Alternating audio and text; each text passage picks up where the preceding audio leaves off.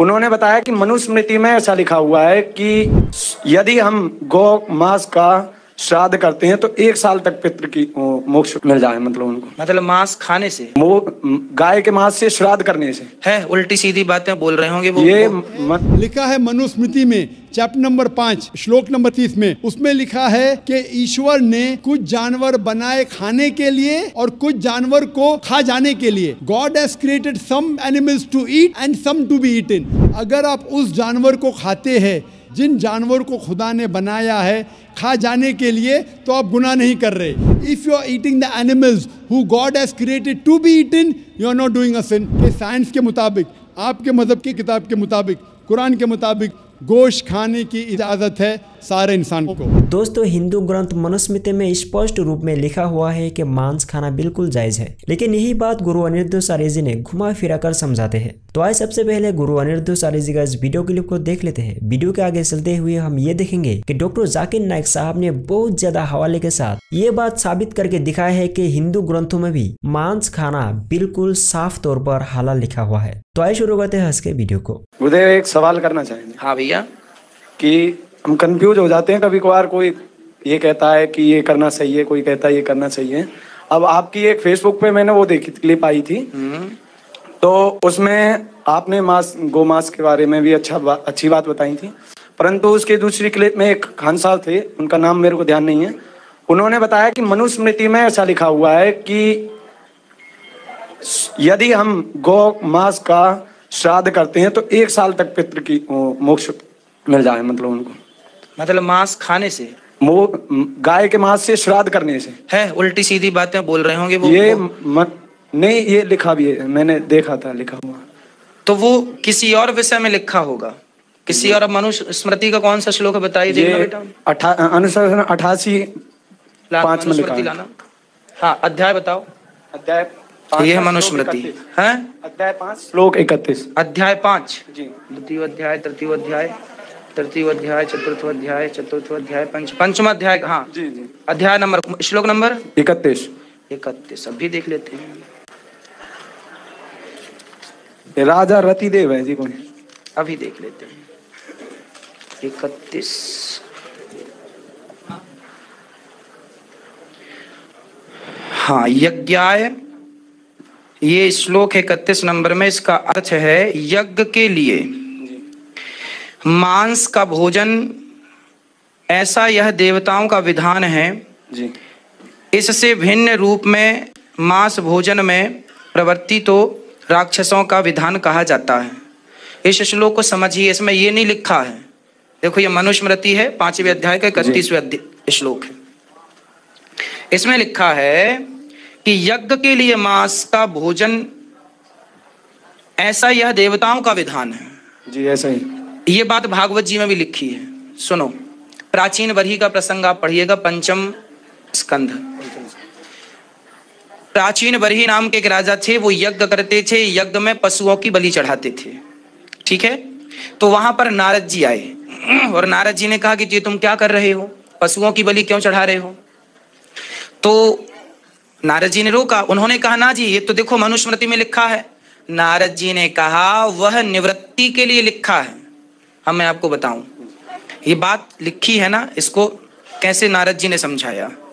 उन्होंने कहा एक बालक रोज बीड़ी पीता था, दिन में 10 बीड़ी रोज पी जाता था। समझिएगा मेरी बात को। एक बच्चा दिन में 10 बार बीड़ी पीता था, दिन में। एक दिन गुरुजी ने देखा, क्यों रे तू बीड़ी पीता है। गुरुजी आदत हो गई है। गुरुजी बोले सुन, अब तू केवल संडे के संडे बीड़ी पिया कर, रोज ना पिया कर। गुरुजी ने कहा संडे के संडे बीड़ी पिया कर। तो संडे के संडे बीड़ी पीने का गुरुजी ने बोला। गुरुजी ने ये बात क्यों बोली? इसलिए बोली कि संडे के संडे बीड़ी पिएगा तो 6 दिन जो बीड़ी पीता है 10-10 वो छूट जाएगी, और एक दिन संडे के दिन ओनली 1 बीड़ी पीना है, और वो भी 1 बीड़ी पिएगा तो धीरे धीरे संडे की बीड़ी भी खत्म हो जाएगी। इसलिए गुरुजी ने कहा। पर चेले ने कहा सबको, सुनो सुनो सुनो बच्चों, गुरुजी ने कहा संडे को बीड़ी पीना चाहिए। तो उसने एक सिद्धांत बना दिया कि संडे को गुरुजी ने कहा इसलिए बीड़ी। गुरुजी ने कहा था निवृत्ति के लिए, लेकिन वो तो और प्रवृत्त हो गया, उसमें उसकी तो आसक्ति होगी बीड़ी से। अब तो अब खुद भी पीता है और गुरु की आज्ञा का उल्लंघन करके सबको गुरुजी ने कहा, मतलब गुरु के अर्थों का उसने अनर्थ कर दिया। हाँ या ना? जैसे गुरु के वचनों का उसने अनर्थ कर डाला। गुरुजी ने कहा था संडे को बीड़ी इसलिए पीना ताकि धीरे धीरे करके ये भी छूट जाए, पर उसने तो सिद्धांत बना लिया कि सब पियो क्योंकि गुरुजी कह रहे हैं। गलत अर्थ। उसी प्रकार वेदों में लिखा है कि पहले जो यज्ञ होते थे उन यज्ञों में पशुओं का मांस चढ़ाया जाता, जैसा कि आपने कहा कि हमारे भारत में देवी देवताओं के नाम पे बकरे की बलि चढ़ाई जाती थी। तो ये क्या था, ये वही उसी का एक अंग है कि बलि चढ़ाना है। फिर हुआ क्या कि हमारे ऋषि मुनियों ने रोका, ना जी आप ये यज्ञ में बलि ना चढ़ाइए, यदि चढ़ाना है तो 10 बकरे मारते थे। तो उनने सिद्धांत बना दिया अब केवल 10 प्रकार के यज्ञों में नहीं, केवल एक प्रकार का यज्ञ होगा, उसमें एक ही बलि चढ़ाई जाएगी। तो वो भी वही बीड़ी वाली बात हो गई कि आप 10 बकरों को मारते थे, 10 दिन के यज्ञ में, 9 दिन के यज्ञ में 9 मार डालते थे, तो अब एक मारो। और एक के चक्कर में वो ये कह दिए कि धीरे धीरे करके ये भी छोड़ देना। लेकिन हम लोगों ने छोड़ के ना, हमने उसे सिद्धांत बना लिया कि देखो ये लिखा है इसमें, ये हमारे और आपके लिए कहीं नहीं लिखा। देवताओं के लिए कहीं कहीं जिक्र है कि वो मांस उनको चढ़ता है, वो भी यज्ञ में, लेकिन वो भी निवृत्ति के लिए, छोड़ने के लिए। क्योंकि एक समय था जब पूरी दुनिया मांसाहार करने लग गई थी, तब ऋषि मुनियों को बड़ी चिंता हो गई कि भाई ये तो मांस सब खा रहे हैं यज्ञों में। जैसे पश्चिम बंगाल में आज भी दुर्गा जी को मछली चावल चढ़ता है, दिल्ली में भी चढ़ता है, बकरे की बलि दी जाती है कालिका पर, गुवाहाटी में भी दी जाती है, कामाख्या माता में ब्रह्मपुत्र नदी के किनारे जो है वहां भी बलि। लेकिन ये सब इसलिए दी जा रही, मैंने इसका कथा में कई बार जिक्र किया है, इसलिए दी जाती है क्योंकि वहां के तांत्रिक लोग बलि चढ़ाते हैं अपनी तंत्र विद्या को सिद्ध करने के लिए। चूंकि मंदिर में बलि चढ़ती है तो लगता है माता जी को बलि चढ़ती है, वो बलि माता जी की नहीं होती, वो बलि तांत्रिकों के द्वारा उनकी तंत्र विद्या सिद्ध करने के लिए। जैसे आज घर परिवार में लोग मांस बकरी की बलि चढ़ाते हैं तो देवी नहीं मांगती, अब तुम्हारी खुद इच्छा है कि मांस मिल जाए तो इसी बहाने आप मांस खा रहे हैं। तो देवी देवताओं के यज्ञ विधान में हमारे यहाँ कभी भी मांस का जिक्र नहीं था। यदि ये जिक्र है तो केवल इसलिए कि निवृत्ति के लिए, कि भाई तुम रोज रोज बीड़ी ना पीकर एक दिन बीड़ी पियो, वही बात निवृत्ति के लिए, हम प्रवृत्त ना हो उसमें। ठीक है, ठीक है। मेरा नाम प्रसाद वेरनेकर है। नमस्कार नाइक साहब। मेरा सवाल यह है कि कौन सा धर्म, किताब या जाति ये इजाज़त देती है कि मासूम जानवरों का कत्ल किया जाए, I mean to fulfil his hunger और taste. Like in case of Muslim you celebrate Bakri Eid which favours killing of goats, I mean as a means of festival. I mean, hearing to your comments on Islamism and other religions, what I understand is your religion favors this festival in a more spirited manner, because Hinduism doesn't do so. They don't believe in killing goats, but accept that there are non-vegetarians who prefer eating chicken and goat and others. But does Islam favor this thing? भाई साहब का बहुत अच्छा सवाल है। भाई साहब ने पूछा है पहले कि कौन सा मज़हब है जो मासूम जानवरों को कत्ल करने की इजाज़त देता है। फिर उसने कहा कि इस्लाम में आप जानवर का कत्ल करते हैं, आप नॉनवेज खाते हैं, हिंदू धर्म में इसकी मुमानियत है। आपका सवाल है कौन सा मज़हब। पहले मैं इस्लाम का जिक्र करूँगा, बाद में इंशाअल्लाह दिगर मज़हब का भी जिक्र करूँगा। जहाँ तक कि इस्लाम का सवाल है, एक मुसलमान बहुत अच्छा मुसलमान रह सकता है प्योर वेजिटेरियन बन के भी। इस्लाम में ज़रूरी नहीं है कि आपको नॉनवेज खाना चाहिए, फ़र्ज़ नहीं है। और आप जानते हैं कि ये हमारा दूसरा कॉन्फ्रेंस है इस बड़े मैदान में, सुमैया ग्राउंड में। लास्ट ईयर ये सुमैया ट्रस्ट है, माशाल्लाह बहुत अच्छे लोग हैं। एक हफ़्ता पहले कॉन्फ्रेंस के पहले कहा कि हम नॉनवेज में नहीं मानते, आप नॉनवेज इस मैदान पे सर्व नहीं कर सकते। हमने कहा कि हम 9 महीने पहले बुक कर चुके हैं, एक हफ़्ते पहले आप बोलते ऑलरेडी स्टॉल दे चुके, ये नामुमकिन है। तो उनने अल्हम्दुलिल्लाह सुम्मा अल्हम्दुलिल्लाह हमारी बात रखी और लास्ट ईयर हमें नॉनवेज खाने की इजाज़त दी। इस साल जब हमने बुकिंग की, पहले शर्त लगाई कि इस मैदान में नॉनवेज सर्व नहीं होगा। हमने कहा ये आपका ख्याल है, हम आपके ख्याल की इज्जत करते हैं, क्योंकि इस्लाम में नॉनवेज खाना फ़र्ज़ नहीं है। इसीलिए आप देखेंगे फूड कोर्ट में भी नॉनवेज सर्व नहीं कर रहे। हमारे जो मुकर्रिरीन हैं इस्लाम के विद्वान हैं, उनको भी हमने कहा, हमने माजरत चाही कि इस ग्राउंड पे हम आपको नॉनवेज नहीं सर्व करेंगे, क्योंकि ये मुसलमान की ज़बान है। हम जब ज़बान देते हैं उसका पालन करते हैं। आपका सवाल, जैसे मैंने कहा कि मुसलमान को नॉनवेज खाना फ़र्ज नहीं है, लेकिन क्योंकि अल्लाह सुब्हाना व तआला ने हमें इजाज़त दी है, कुरान मजीद में लिखा है सूरह माइदा सूरा नंबर 5 आयत नंबर 1 में कि वो जानवर जो आपके लिए हलाल है, 4 पाँव के, जो आपके लिए हलाल है, उसको आप खा सकते हैं। लिखा है सूरह नहल में सूरा नंबर 16 आयत नंबर 5 में भी कि वो जानवर जो आपके लिए हलाल है उसका गोश्त आप खा सकते हैं। ये लिखा है सूरह मोमिनून में सूरा नंबर 23 आयत नंबर 18 में भी। कई जगह लिखा है कि आप हलाल जानवर का गोश्त खा सकते हैं। जब कुरान मजीद में हमारे खालिक, हमारा रब, हमारा अल्लाह सुब्हाना व तआला परमिशन देता है तो हम क्यों ना खाएं। आज की साइंस ये कहती है कि वेजिटेबल्स में टोटल प्रोटीन नहीं है। हमारा जो जिस्म है, इंसानी जिस्म, इसके अंदर 8 अमाइनो एसिड्स नहीं बनते। 8 अमाइनो एसिड्स बाहर के फूड, बाहर के खाने में आना ज़रूरी है। कोई भी वेजिटेबल दुनिया में नहीं है जिसमें सारे 8 अमाइनो एसिड मौजूद है, लेकिन नॉनवेज फूड में अल्हम्दुलिल्लाह सुम्मा अल्हम्दुलिल्लाह कई नॉनवेज फूड में सारे अमाइनो एसिड जो जिस्म नहीं पैदा करता है, इसे कहते हैं इसेंशियल अमाइनो एसिड मौजूद है। इसे कहते हैं टोटल प्रोटीन। आज की साइंस ये कहती है कि nonveg food is nutritious, it is full of protein. और हम जब तहकीक करते हैं तो हमें पता चलता है कि जब हम हर्बीवोरस एनिमल को देखते हैं, गाय, भेड़, बकरी, ये सिर्फ वेजिटेबल्स खाते हैं, सिर्फ घास फूस खाते हैं। जब इनकी दांत को हम देखते हैं, इनके दांत दे आर फ्लैट टीथ, इनके चपटे दांत है। ये सिर्फ भाजी खा सकते, गोश्त खा ही नहीं सकते। जब हम मांसाहारी जानवर को देखते हैं, शेर, शेर बब्बर, चीता, हम देखते हैं इनके दांत को जब देखते हैं, इनके दांत नोकीले हैं, कैनाइन टीथ। ये सिर्फ गोश्त खा सकते, भाजी पाला नहीं खा सकते। लेकिन जब हम इंसान के दांत, आप अगर जाएंगे मिरर में देखेंगे, आईने में अपने दांत, मैं देखूंगा अपने दांत, तो पता लगता है कि खुदा ने हमें चपटे दांत दिए, फ्लैट टीथ, उसके साथ साथ नोकीले दांत दिए, herbivorous teeth and carnivorous teeth.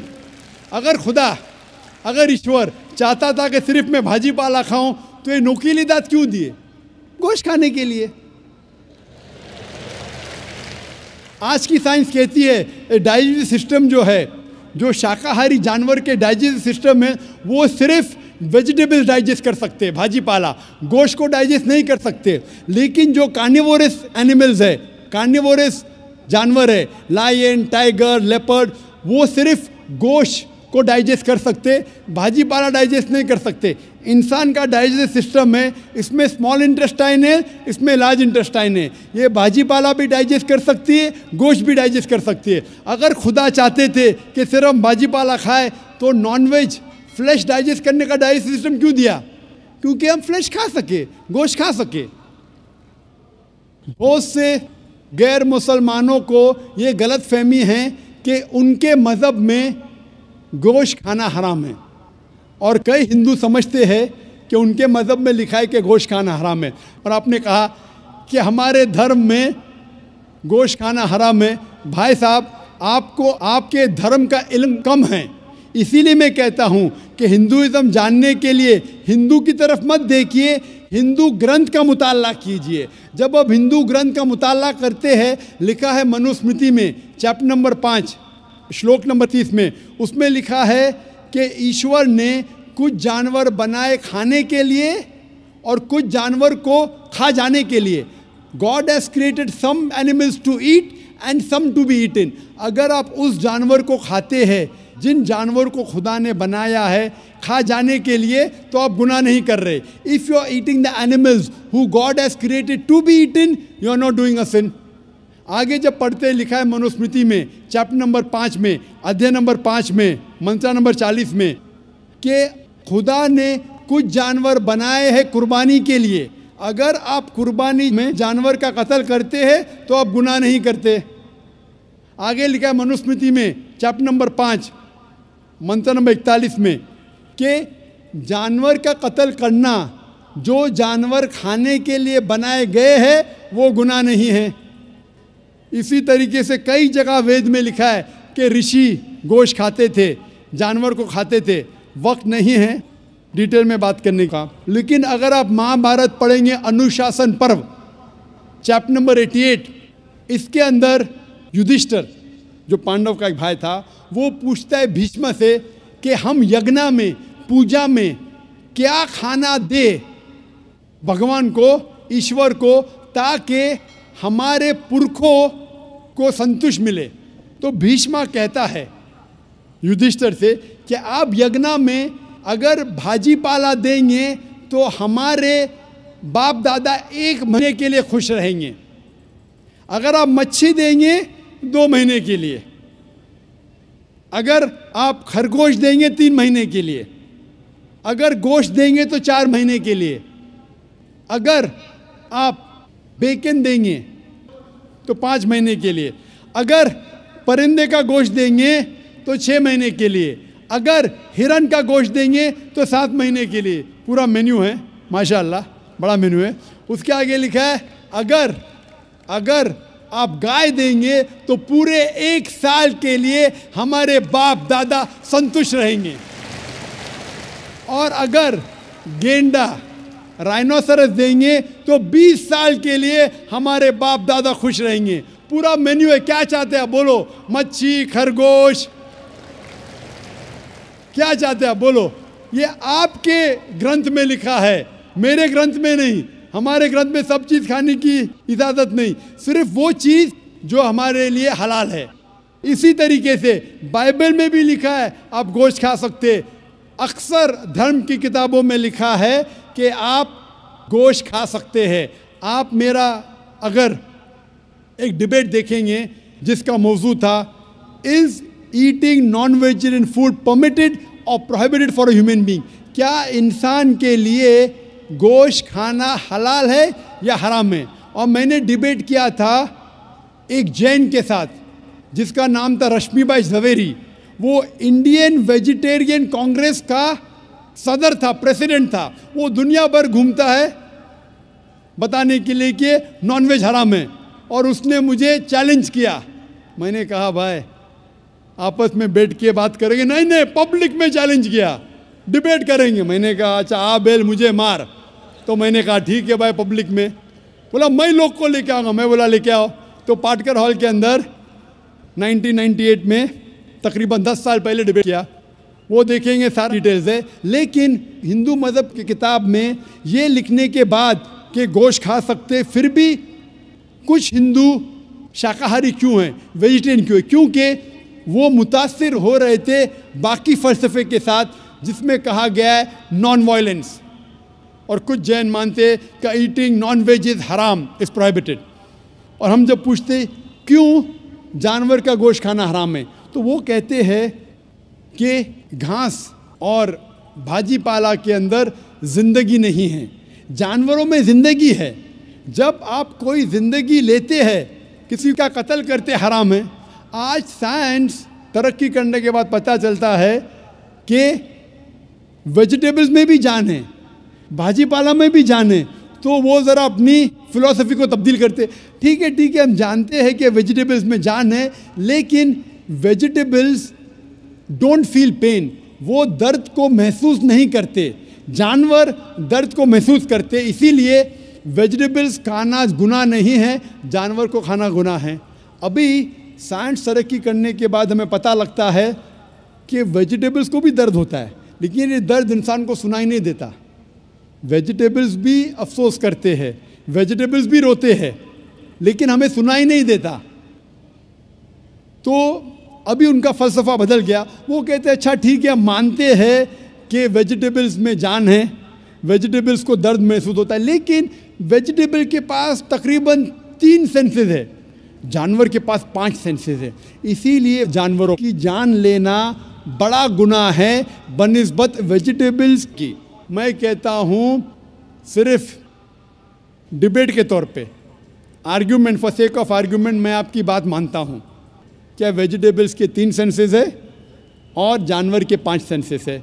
मैं उस शख्स से सवाल करता हूँ कि मान लो आपका छोटा भाई गूंगा और बहरा पैदा होता है, वो सुन नहीं सकता है, बोल नहीं सकता।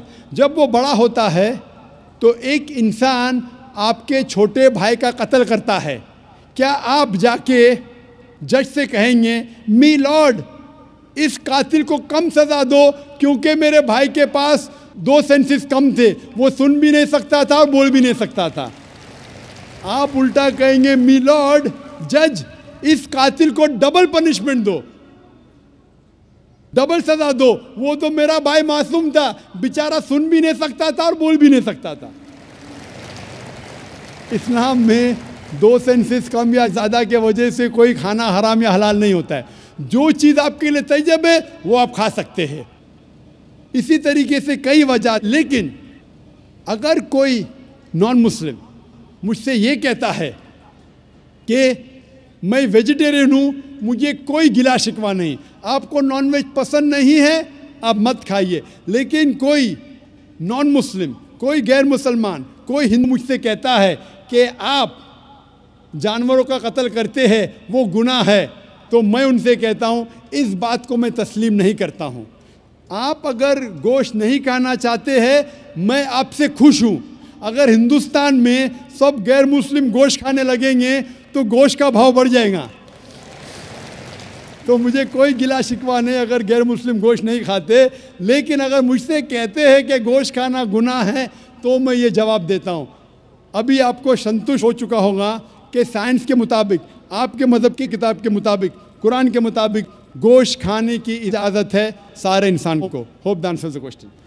सो दोस्तों, उम्मीद करता हूँ कि ये वीडियो आपको ज़रूर पसंद आया होगा। अगर वीडियो अच्छा लगा तो एक लाइक ज़रूर कीजिएगा, उसके साथ चैनल को भी सब्सक्राइब कीजिएगा। सो मिलते हैं नेक्स्ट वीडियो में, तब तक के लिए सही रहे, सलामत रहे, जज़ाकल्लाह।